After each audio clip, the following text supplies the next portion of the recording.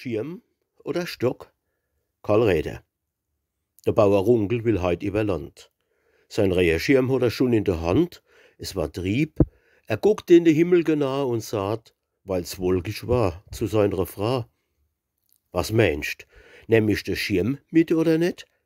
Da sagt sie, wann's verrecht haltst, dann nimmst ihn mit. Doch, wann's net drehend wie aus volle Fässer, meinst net, da wär vielleicht ein Stock heut besser. Hast recht, Fritz, sagt sie und bascht ab sein Rock. Wann's heut schön Wetter gibt, dann nimmst halt einen Stock. Wann's aber heim zu's Regnen geht, dann später, und ich versau mir mal schöne Sonntagskleider. Da sagt sie, und komm gar nicht in die Hitz. Dann nimm halt doch lieber deinen Schirm mit, Fritz.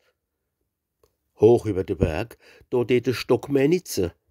Da kennt ich beim Marschieren mich drauf stütze. Jetzt hast du auch recht, sagt sie in Seelenruhe. Wann meinst, nimm halt lieber deinen Stock dazu. Jetzt reißt ihm die Geduld und er kreischt roh.